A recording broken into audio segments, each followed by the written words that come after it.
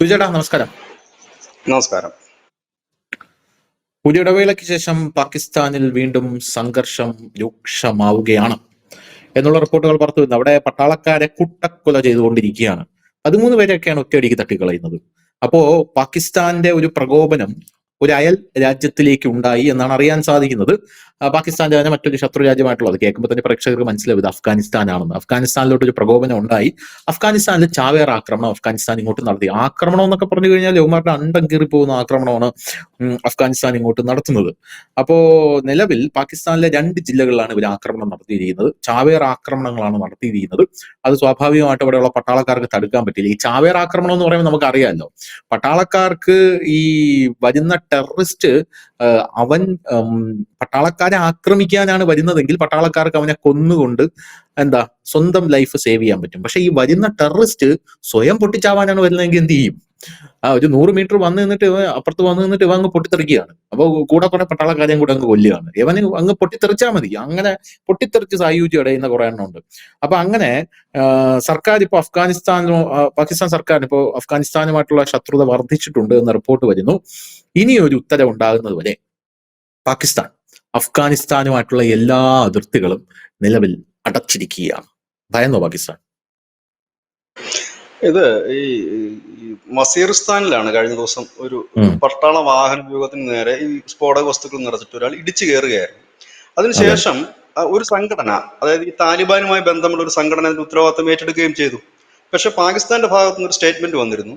അവർ പറഞ്ഞു ഇന്ത്യയാണ് ഇതിന് പിന്നിൽ, ഇന്ത്യ ഞങ്ങൾക്കെതിരായി അഫ്ഗാനിസ്ഥാന്റെ മണ്ണ് ഉപയോഗിക്കുന്നു എന്നൊരു വലിയ അലിഗേഷൻ അവർ ഉയർത്തി. പക്ഷെ അപ്പോൾ തന്നെ നമ്മളുടെ വിദേശകാര്യ മന്ത്രാലയം ഒരു കുറിപ്പ് ഇറക്കിയിരുന്നു. നമ്മൾ ന്യൂസ് നമ്പറിൽ അത് കൊടുത്തിരുന്നു. അപ്പൊ അതിനകത്ത് വ്യക്തമായി തന്നെ പറയുന്നു, ഇത്തരം ആരോപണങ്ങൾ അവജ്ഞയോടുകൂടി തള്ളിക്കളയുന്നു. നിങ്ങളുടെ അതിർത്തിക്കുള്ളിൽ നടക്കുന്ന ഭീകരവാദം നിങ്ങൾക്ക് അമർച്ച ചെയ്യാൻ പറ്റിയില്ല എങ്കിൽ അത് നിങ്ങളുടെ കുഴപ്പമാണ്, ഞങ്ങളുടെ തലയിൽ അത് കെട്ടി വെക്കണ്ടെന്ന്. പക്ഷെ ഇതിനകത്തൊരു വലിയ പ്രശ്നമുണ്ട്. ഈ അടുത്ത കാലത്തൊക്കെ ഈ പാകിസ്ഥാനിൽ നടക്കുന്ന എല്ലാ ആക്രമണ സംഭവങ്ങൾക്ക് പിന്നിലും ഇന്ത്യയാണ് എന്ന് നിരന്തരം പറയുന്ന ഒരു രീതി പാകിസ്ഥാനുണ്ട്. അതിനവര് കണക്ട് ചെയ്ത് വെക്കുന്നത് ഈ അടുത്ത കാലത്ത് ഇന്ത്യയും അഫ്ഗാനിസ്ഥാനും തമ്മിൽ ബന്ധം കുറച്ചുകൂടി ദൃഢമാകുകയുണ്ടായി.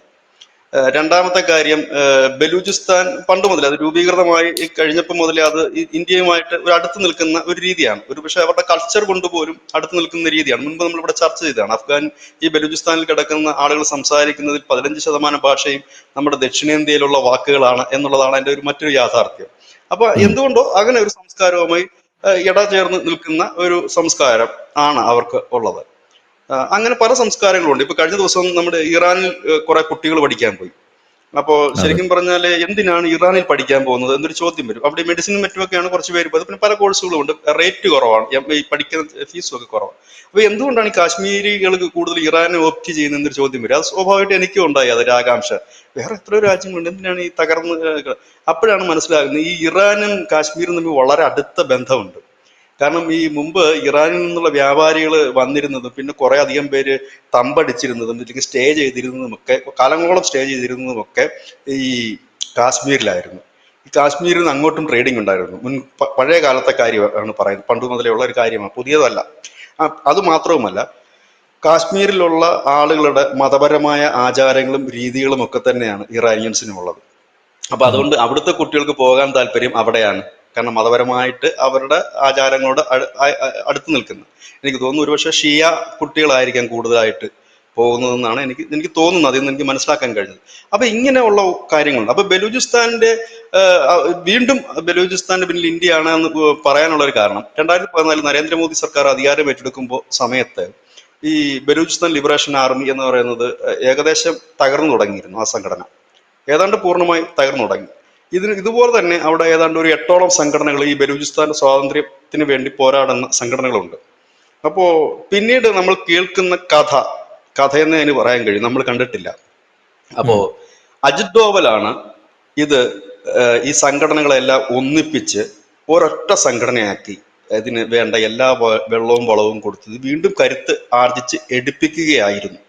ഇല്ലായിരുന്നുണ്ടെങ്കിൽ ഈ ബലൂചിസ്ഥാൻ ലിബറേഷൻ ആർമി അന്നേ തകർന്നു പോയേനെ എന്ന് പല മാധ്യമങ്ങളും പല ലേഖനങ്ങളിലും വരുന്നു. ഇതിനൊന്നും തെളിവില്ല, കാരണം അജിത് ഡോവൽ അവിടെ പോയിട്ടുണ്ടോ ചർച്ച ചെയ്തിട്ടുണ്ടോ എന്നൊന്നും നമുക്കറിയില്ല. അതുമാത്രവുമല്ല, അതിനുശേഷം ഈ ബലൂചിസ്ഥാനിലും മറ്റുമുള്ള അവരുടെ ലീഡേഴ്സ്, ചികിത്സയ്ക്കും മറ്റും ഡൽഹിയിൽ എത്താറുണ്ടായിരുന്നു എന്നുള്ള വാർത്തകളും വരുന്നു. അതിനുശേഷം പിന്നീട് അധികാരത്തിൽ വന്നു. താലിബാൻ അധികാരത്തിൽ വന്നപ്പോഴും ഇന്ത്യ താലിബാൻ ഭരണകൂടത്തെ നമ്മുടെ നിലപാട് കൊണ്ട് നമ്മൾ എതിർത്തു. കാരണം നമ്മളുടെ ഒരു നിലപാട് ഒരു ഭീകര സംഘടന അധികാരത്തിൽ വരുന്നതിന് നമ്മൾ അനുകൂലിക്കുന്നില്ല. അതുകൊണ്ട് ആ നിലപാട് കൊണ്ട് നമ്മൾ എതിർത്തു. പക്ഷെ നമ്മൾ അപ്പോഴും നല്ല മികച്ച ബന്ധം തന്നെ കാത്തു സൂക്ഷിക്കാൻ നമുക്ക് കഴിഞ്ഞു എന്നുള്ളതാണ്. അതിന്റെ ഏറ്റവും വലിയ ഉദാഹരണമായിരുന്നു അഫ്ഗാനിസ്ഥാൻ കത്തി എരിയുന്ന ഒരു സമയമായിരുന്നു ഈ അമേരിക്ക വിട്ടുപോയ സമയം. നമുക്കറിയാം ഈ ഫ്ലൈറ്റിന്റെ ഒക്കെ താഴെ ആൾക്കാർ തൂങ്ങിക്കിടക്കുന്നു. അങ്ങനെ ഭയങ്കര ഒരു ലഗാനമില്ലാത്ത ഒരു അന്തരീക്ഷത്തിലായിരുന്നു. ആ അന്തരീക്ഷത്തിൽ നിന്ന് പോലും നമ്മുടെ സർക്കാർ അവിടെ നിന്നുള്ള മുഴുവൻ ഇന്ത്യക്കാരെ ഒഴിപ്പിച്ചു. എന്തായാലും അവിടുത്തെ ഭരണകൂടത്തിന്റെ സഹായമില്ലാതെ നമുക്ക് അവരെ ഒഴിപ്പിക്കാൻ കഴിയില്ല. അവിടെ ആദ്യം സംഭവിച്ചത് നമ്മളുടെ ഈ സിഖുകാരുടെ ഗുരുദ്വാര അടക്കം ഉള്ളിടത്ത് ഇവർ താലിബാൻ ആക്രമണം നടത്തി ഈ അധികാരം പിടിച്ച ഉടൻ തന്നെ. പക്ഷെ അത് സ്വിച്ചിട്ട് പോലെ നിൽക്കുകയും ചെയ്തു. പിന്നീട് അവിടെ ഒരു വെടിനാഥം പോലും വന്നില്ല. പിന്നെ നമ്മൾ കാണുന്ന ഒരു വീഡിയോ, ഒരു ഗുരുദ്വാരയ്ക്ക് മുൻപിൽ ഒരു താലിബാൻ സൈന്യം അവര് തോക്കുമായിട്ട് നിൽക്കുന്നു. അപ്പൊ അദ്ദേഹം പറയുന്ന ഒരു വാക്ക്, ഇവിടെ ഒരാളും വരില്ല. എന്നിട്ട് താലിബാൻ അപ്പോൾ തന്നെ ഇറക്കിയ ഒരു സ്റ്റേറ്റ്മെന്റ്, ഞങ്ങളല്ല ഈ അക്രമ സംഭവത്തിന് പിന്നിൽ. ഈ അക്രമ സംഭവത്തിന് പിന്നിൽ മറ്റ് സംഘടനകൾ, കാരണം ഞങ്ങളുടെ രാജ്യത്ത് താലിബാൻ മാത്രമല്ല ഉള്ളത്, ISIS ഉണ്ട്, പാകിസ്ഥാന്റെ ഭീകര സംഘടന ഉണ്ട്, അങ്ങനെ അനവധി സംഘടനകളുണ്ട് എന്നുള്ളത് അവരന്ന് പറയുകയും ചെയ്തു. അന്ന് മുതൽ തന്നെ ഇന്ത്യക്ക് ഒരു നല്ല ബന്ധം ആ ഒരു സർക്കാരുമായിട്ട്, അഫ്ഗാനിസ്ഥാനുമായിട്ട് നേരത്തെ മുതലേ ഉള്ളതാണ്. പിന്നെ നമുക്ക് ടെക്നിക്കലി അവരെ അംഗീകരിക്കാൻ നമുക്ക് ബുദ്ധിമുട്ടായിരുന്നു. ഇപ്പൊ ആ ബുദ്ധിമുട്ട് മാറിയിട്ടുണ്ട്. ഇപ്പൊ നമ്മൾ നേരിട്ട് പോയി ചർച്ച നടത്തുന്ന രീതിയിലേക്ക് കാര്യങ്ങൾ മാറുന്നു. കഴിഞ്ഞ ദിവസം നമ്മുടെ ഒഫീഷ്യൽസ് നേരിട്ടാണ് അവിടെ പോയിട്ട് ചർച്ച നടത്തി. മുമ്പ് അങ്ങനെയല്ലായിരുന്നു, നമ്മൾ UAE വെച്ചിട്ടായിരുന്നു ചർച്ചകൾ നടത്തി. ഇപ്പൊ അങ്ങനെ വരുന്നു. അങ്ങനെ ബന്ധം കൂടുതൽ ദൃഢമാകും. നമ്മൾ അവരുമായിട്ട് കൂടുതൽ ബന്ധം ദൃഢമാക്കുന്നതിന്റെ പിന്നിൽ 2-3 കാര്യങ്ങളുണ്ട്. ഒന്ന്, നമ്മൾ ചബ്ബാർ തുറമുഖം കെട്ടുക എന്നുള്ളത് ഇറാനും ഗുണപ്രദമാണ്, അഫ്ഗാനിസ്ഥാനും ഗുണപ്രദമാണ്. ഒപ്പം തന്നെ നമ്മൾക്ക് അതിലേറെ ഗുണപ്രദമാണ്. കാരണം നമ്മൾ ഉദ്ദേശിക്കുന്നത് ഒരു കപ്പൽ റൂട്ട് മാത്രമല്ല, ആ ഒരു റൂട്ട് വന്ന് അഫ്ഗാൻ വഴി ഒരു റോഡാണ് നമ്മൾ ഉദ്ദേശിക്കുന്നത്. അതായത് ആ റോഡ് താജിക്കിസ്ഥാന് തുടങ്ങിയ രാജ്യങ്ങളിലേക്ക് നീളുന്ന ഒരു പാത കൂടി നമ്മൾ അതിനകത്ത് ഉദ്ദേശിക്കുന്നുണ്ട്. അങ്ങനെ ഒരുപാട് കാര്യങ്ങളുണ്ട്. അപ്പൊ അതുകൊണ്ട് തന്നെ ഈ ചബ്ബാർ തുറമുഖത്തിന് വേണ്ടി ഏറ്റവും കൂടുതൽ സമ്മർദ്ദം ചെലുത്തുന്ന ഒരു രാജ്യം അഫ്ഗാനിസ്ഥാനാണ്. മറ്റൊന്ന്, ചൈന കണ്ണുവെക്കുന്ന ഒരു രാജ്യമാണ് അഫ്ഗാനിസ്ഥാൻ. കാരണം നമ്മുടെ ശത്രു രാജ്യം അവിടെ പോയി ചെയ്തു കഴിഞ്ഞാൽ ചൈനയുടെ ലക്ഷ്യം അവിടുത്തെ ധാതു സമ്പത്ത് തന്നെയാണ്. അപ്പൊ അവര് കണ്ണുവെക്കുന്നു. ഒപ്പം തന്നെ നമ്മളുടെ ഇറാനിൽ ഉള്ള ഈ തുറമുഖം അടക്കമുള്ള പ്രവർത്തനം നമ്മൾ നടക്കുന്നു. പിന്നെ തൊട്ടിപ്പുറത്തുള്ളത് പാകിസ്ഥാൻ എന്ന് പറയുന്ന നമ്മുടെ ശത്രു രാജ്യമാണ്. അത് ചൈന അഫ്ഗാനിസ്ഥാനുമായി നല്ലൊരു ബന്ധത്തിലേക്ക് പോവുകയാണെങ്കിൽ നമുക്ക് ശത്രുക്കളുടെ എണ്ണം വർദ്ധിക്കും. അതുണ്ടാകാൻ പാടില്ല. അപ്പോൾ അതിനെ നമ്മൾ തടയിടേണ്ടതായിട്ടുണ്ട്. ഒപ്പം തന്നെ ഈ കഴിഞ്ഞ ദിവസം വന്ന ഒരു ഇന്റർനാഷണൽ മീഡിയയിൽ വന്നൊരു വാർത്തയുണ്ട്, ഇത്രയും യുദ്ധം നടന്നിട്ട് എന്തുകൊണ്ട് ചബ്ബാർ തുറമുഖത്തിനൊന്നും സംഭവിച്ചില്ല എന്നുള്ളത്. അവിടുത്തെ റെയിലിന്റെ വർക്കിന്റെ നടന്നുണ്ട്, എന്തുകൊണ്ടൊന്നും സംഭവിച്ചില്ല എന്നുള്ളത്. അതായത് ഇന്ത്യയുടെ നയതന്ത്ര വിജയം തന്നെയാണത്. അതായത് ഇന്ന ഒരു സ്ഥലമുണ്ട്, അതിനകത്ത് അറ്റാക്ക് ചെയ്യാൻ പാടില്ല, അത് ഞങ്ങളുടെ ആണ് എന്ന് പറഞ്ഞിട്ടുണ്ടാകണം. ഇല്ല എങ്കിൽ സ്വാഭാവികമല്ലേ അത്. കാരണം അതൊരു പോർട്ടാണ്. സാധാരണ നമുക്കറിയാം ഈ യുദ്ധത്തിലൊക്കെ ഏറ്റവും കൂടുതൽ അറ്റാക്ക് ചെയ്യപ്പെടുന്ന ഒന്ന് പോർട്ടുകളായിരിക്കും. എയർപോർട്ടുകൾ മാത്രമല്ല, പോർട്ടുകൾ അറ്റാക്ക് ചെയ്യപ്പെടും. അതായത് അത് തന്ത്രം. പക്ഷെ അത് അവിടെ സംഭവിച്ചില്ല, ഒരു കേടുപാടുകളും സംഭവിച്ചില്ല. പണി അവിടെ, അതായത് ഒരു തടസ്സവുമില്ലാതെ പണി മുൻപോട്ട് പോകുന്നു എന്നുള്ളതാണ് ആ വാർത്തയിൽ പറഞ്ഞിരിക്കുന്ന കാര്യം. ഇങ്ങനെ ഒരുപാട് ഘടകങ്ങളുണ്ട്. അത് നമ്മൾ ഈ രാജ്യവുമായിട്ടുള്ള നയതന്ത്ര ബന്ധമാണ്. പക്ഷെ ഇവിടെ പാകിസ്ഥാൻ പറയുന്നത്, ഈ പാകിസ്ഥാൻ തന്നെ ഒരു കാലത്ത് പോറ്റി വളർത്തിയിരുന്ന ഈ തെഹ്രിക്ക് താലിബാൻ എന്ന് പറയുന്ന സംഘടന, ഒപ്പം തന്നെ താലിബാനെ സപ്പോർട്ട് ചെയ്തിരുന്നത് പാകിസ്ഥാനാണ്. ഇന്ന് അവര് വേറൊരു രാജ്യത്ത് അധികാരത്തിൽ എത്തിക്കഴിഞ്ഞപ്പോഴാണ് അവർക്ക് പാകിസ്ഥാന്റെ ഒരു തനി ഗുണം അവർക്ക് മനസ്സിലാകുന്നത്. ഒപ്പം തന്നെ ഈ അവരുടേതായ സംഘടനകൾ അനവധിയുണ്ട്. ആ സംഘടനകളുടെ ലക്ഷ്യം, അതായത് തെഹ്രിക്ക് താലിബാന്റെ ലക്ഷ്യം പാകിസ്ഥാൻ പിടിച്ചെടുക്കുക. അതായത് താലിബാൻ എങ്ങനെയാണോ അഫ്ഗാനിസ്ഥാനിൽ ഭരണം പിടിച്ചത് അതുപോലെ ഇത് പിടിച്ചെടുക്കുക എന്നാണ്. പക്ഷെ ഇപ്പോൾ അങ്ങനെയല്ല. സംഘടനയുടെ പേര് ഞാൻ മറന്നു. പക്ഷെ 2 സംഘടനകളുടെ പേര് പാകിസ്ഥാൻ സർക്കാർ പുറത്തുവിട്ടിട്ടുണ്ട്, ഇന്ത്യ സ്പോൺസർ ചെയ്യുന്ന സംഘടനകളാണെന്ന് പറഞ്ഞിട്ട്. 2 സംഘടന, പുതിയ 2 സംഘടനകളാണ്. അത് താലിബാന്റെ കീഴിൽ ഇന്ത്യ സ്പോൺസർ ചെയ്യുന്നതാണ്. ഇന്ത്യയാണ് ഇവർക്കെല്ലാം പണം കൊടുക്കുന്നതും ആയുധം കൊടുക്കുന്നതും. ഇവരുടെ പരിശീലന കേന്ദ്രങ്ങളൊക്കെ ഞങ്ങളുടെ അതിർത്തിക്ക് അപ്പുറത്ത് അഫ്ഗാനിസ്ഥാനിലാണ്, അവിടെ നിരത്തിപ്പിടിച്ച് പരിശീലന കേന്ദ്രങ്ങളുണ്ട് എന്നുള്ളതാണ് ആരോപണം.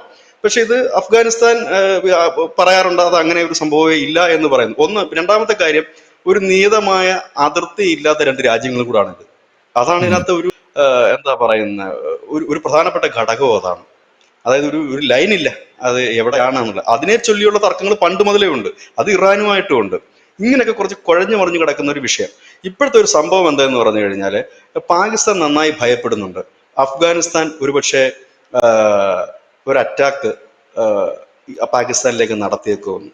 അതിന് മറ്റൊരു കാരണം എന്ന് അഫ്ഗാനിസ്ഥാന് പറഞ്ഞു കഴിഞ്ഞാൽ പാകിസ്ഥാനെ അറ്റാക്ക് ചെയ്യാനുള്ള കെൽപ്പും കരുത്തും ഉണ്ടോ? കാരണം അഫ്ഗാനിസ്ഥാൻ ഞാൻ മനസ്സിലാക്കിയിടത്തോളം പാകിസ്ഥാന്റെ അത്ര ഒരു സൈനിക ശേഷി അഫ്ഗാനിസ്ഥാൻ ഇല്ലെന്നാണ് എനിക്ക് തോന്നുന്നത്, അറിയില്ല. അല്ല, അത്തരത്തിലുള്ള ഒരു അറ്റാക്ക് അല്ല. നമ്മുടെ ഓപ്പറേഷൻ സിന്ദൂർ പോലെ കാണരുത് അതിനെ. ആ ഇവരുടെ ഒരു അറ്റാക്ക് രീതി എന്ന് പറഞ്ഞാൽ ഇവർ തന്നെ വളർത്തിയെടുത്ത് അനവധി ഭീകര ഗ്രൂപ്പുകൾ അവിടെ തന്നെ ഉണ്ട്. അപ്പൊ ഓ ഇവരുടെ ഒരു അറ്റാക്ക് എന്ന് പറഞ്ഞു കഴിഞ്ഞാൽ ഉണ്ടാകുന്നത് ഇവർ അതിർത്തി കടന്നു വരുന്ന അത് മാത്രവുമല്ല, ഇത്തരത്തിലുണ്ട്. പ്രോക്സി വാർ. അതാണ് അതിനകത്ത് ഒരു പ്രോക്സി വാർ എന്ന് പറയാനില്ല, യുദ്ധം തന്നെ വേണമെങ്കിൽ ആഭ്യന്തര യുദ്ധം തന്നെ പോലെ വരും. കാരണം ഇവരൊക്കെ തന്നെ വളർത്തിയെടുത്തവർ തന്നെ. അതാണ് ഇന്ത്യ പറയുന്നത്, നിങ്ങളുടെ അതിർത്തിക്കുള്ളിൽ നിങ്ങൾ തന്നെ വളർത്തിയെടുത്തവരുണ്ടല്ലോ, പിന്നെ എന്തിനാണ് പുറത്തുനിന്ന് ആള് വരുന്നത്? അവർ തന്നെയല്ലേ പണി നടത്തിക്കൊണ്ടിരിക്കുന്നതെന്ന് ചോദിക്കുന്നുണ്ട്. അത് മാത്രമല്ല, കഴിഞ്ഞ ദിവസം മറ്റൊരു വാർത്ത വരുന്നുണ്ട്. അമേരിക്ക പാകിസ്ഥാന്റെ വ്യോമപാത ഈ ഇറാൻ അറ്റാക്കിന് ഉപയോഗിച്ചു എന്ന് പറഞ്ഞിട്ടൊരു വാർത്ത വരുന്നുണ്ട്. അങ്ങനെ ഒരു ഇഷ്യൂ കൂടി ഇതിനകത്ത് ഇപ്പൊ പുതിയതായിട്ട് വരുന്നുണ്ട്. അപ്പൊ ഇതും ആദ്യം സോഷ്യൽ മീഡിയ വന്ന വാർത്ത നേരെ തിരിച്ചായിരുന്നു, ഇന്ത്യൻ വ്യോമാതിർത്തി ഉപയോഗിച്ചു എന്ന് പറഞ്ഞിട്ടായിരുന്നു. പക്ഷെ അപ്പോൾ തന്നെ അതിന് ഒരു വിശദീകരണം ഇന്ത്യൻ സർക്കാർ കൊടുത്തു, അതിന് ഡീറ്റെയിൽഡ് ആയിട്ട് തന്നെ കൊടുത്തിരുന്നു. പക്ഷെ പിന്നീട് വന്ന വാർത്ത ഇതാണ്, ഒരുപക്ഷെ പാകിസ്ഥാന്റെ വ്യോമത്താവളങ്ങളിൽ നിന്ന് എവിടുന്നെങ്കിലും ആയിരിക്കാം ഒരുപക്ഷെ ഈ ജെറ്റുകൾ പൊങ്ങിയിട്ടുണ്ടാകുക, ആയിരിക്കാം എന്നാണ് ഞാൻ പറയുന്നത്. അങ്ങനെയും ചില വിഷയങ്ങൾ അവിടെ നിൽക്കുന്നു. അതായത് ഇപ്പോഴത്തെ ഒരു പ്രധാനപ്പെട്ട അവസ്ഥ എന്ന് പറഞ്ഞാൽ ഈ പാകിസ്ഥാനും അഫ്ഗാനിസ്ഥാനും തമ്മിൽ അടിക്കുക എന്ന് പറഞ്ഞൊരു പുതിയ സംഭവമേ അല്ല. ഒരു 3 മാസം കൂടുമ്പോൾ അങ്ങോട്ടും ഇങ്ങോട്ടും പട്ടാളക്കാരെ കൊല്ലുന്ന ഒരു പരിപാടി അവിടെ ഉണ്ട്. ഇപ്പൊ ഇത് എനിക്ക് തോന്നുന്നു കുറച്ചുകൂടി ശക്തമായിട്ടുള്ള ഒരു അടിയിലേക്ക് നീങ്ങും. പക്ഷെ ഇവിടെ പെട്ടുപോകുന്ന ഒരു രാജ്യമുണ്ട്, ചൈനയാണത്. കാരണം ചൈന ഈ അടുത്ത സമയത്ത് എനിക്ക് തോന്നുന്നത് ഒന്നുകിൽ ഈ പാകിസ്ഥാൻ മനഃപൂർവ്വം ഉണ്ടാക്കുന്ന ഒരു പ്രശ്നമായിരിക്കാം ഇത്. കാരണം ചൈന അവിടെ കൂടുതൽ അടുക്കാതിരിക്കാൻ ചെയ്യുന്ന ഒരു കാര്യമായിരിക്കാം. കാരണം പാകിസ്ഥാനെ വിട്ടിട്ട് ചൈന അങ്ങോട്ടേക്ക് പോയി കഴിഞ്ഞാൽ ബുദ്ധിമുട്ടാവും. കാരണം പാകിസ്ഥാനേക്കാൾ കൂടുതൽ ധാതു സമ്പത്തും കാര്യങ്ങളും ഉള്ള ഒരു ഇടമാണ് അഫ്ഗാനിസ്ഥാൻ. അവിടെ പോയി മുതലിറക്കി കഴിഞ്ഞാൽ പണിയാണ്. അപ്പൊ അങ്ങോട്ട് പോകാതിരിക്കാൻ ഇവര് ക്രിയേറ്റ് ചെയ്യുന്നതാണോ എന്ന് സംശയം ഇല്ലാതില്ല. ഇനി ഇവര് പറയുന്നത് പോലെ ഇന്ത്യ ഇത് രണ്ടും കുളവാക്കാൻ വേണ്ടി ഇന്ത്യയുടെ പിന്തുണ ചെയ്യുന്നതാണോ എന്നും നമുക്ക് ഉറപ്പില്ല. പാകിസ്ഥാൻ അങ്ങനെയാണല്ലോ പറയുന്നത്, ഇന്ത്യ ആണ് ഇത് മുഴുവൻ ചെയ്യുന്നത്. ഇപ്പൊ യുദ്ധം ഉണ്ടായാലും പറയും ഇന്ത്യയാണ് അതിന് പിന്നിലെന്ന് പറയും, ഇന്ത്യയാണ് ആയുധം അവർക്ക് കൊടുക്കുന്നത് പറയും. ചിലപ്പോ അങ്ങനെയും സംഭവിക്കാം. ഈ ചൈനയുടെയും പാകിസ്ഥാന്റെയൊക്കെ ആ ഒരു ലക്ഷ്യങ്ങൾ കുളവാക്കിക്കൊണ്ട് മുമ്പോട്ട് പോകുന്ന ഒരു കാര്യവുമാവും. ഏതായാലും അവിടെ ഈ അവരുടെ അതിർത്തികളിൽ വെടിവെപ്പും ഇതൊക്കെ നടക്കുന്നത് കാശ്മീർ അതിർത്തിയിൽ നമ്മളും പാകിസ്ഥാനും നടക്കുന്നതിനേക്കാൾ കൂടുതൽ നടക്കുന്നുണ്ട്. അത് വലിയ ആക്രമണമാണ്. അവിടെ ഇടയ്ക്ക് പാകിസ്ഥാൻ വ്യോമാക്രമണമൊക്കെ നടത്താറുണ്ട് അഫ്ഗാനിസ്ഥാനിൽ. അവിടെ കൊണ്ട് ബോംബിട്ടിട്ട് പോകും. ഇച്ചിരി കഴിയുമ്പോൾ തന്നെ അവന്മാര് ഇവിടെ വന്നിട്ട് ഒരു 10-50 പട്ടാളക്കാരെ കൊന്നിട്ട് പോകും. അതിന് അവന്മാർക്ക് മിസൈലൊന്നും വേണ്ടല്ലോ, ഇവിടെ തന്നെ സെറ്റ് ചെയ്ത് വെച്ചിരിക്കും. മറ്റേ ഈ ഇറാനിലെ ഡ്രോൺ കേന്ദ്രങ്ങൾ ഉണ്ടാക്കി വെച്ചു എന്ന് പറഞ്ഞാൽ ഇവിടെ ഇങ്ങനെ ഭീകരന്മാരിയ്ക്കുകയല്ലേ, അവിടെ ഇടും ഇവിടെ അടിക്കും. ഇതാണ് പരിപാടി ഇവിടെ നടന്നുകൊണ്ടിരിക്കുന്നത്. ഇതിനെയാണ് കാരണം ആഭ്യന്തരമായിട്ട് ഇങ്ങനെ നമുക്കൊരു യുദ്ധമാണ് എന്നുണ്ടെങ്കിൽ അതൊരു വെടിനിർത്തലോ മറ്റോ അത് തീരും. ഇതുപോലെ ആഭ്യന്തര കലാപമാണെങ്കിൽ നീറി നിൽക്കും, തീരില്ല. ഇടയ്ക്കിടയ്ക്ക് ഇങ്ങനെ പൊട്ടും, സൈനികര് മരിക്കും. അതാണ് ഒരു അരക്ഷിതാവസ്ഥയിലേക്ക് രാജ്യം പോകും.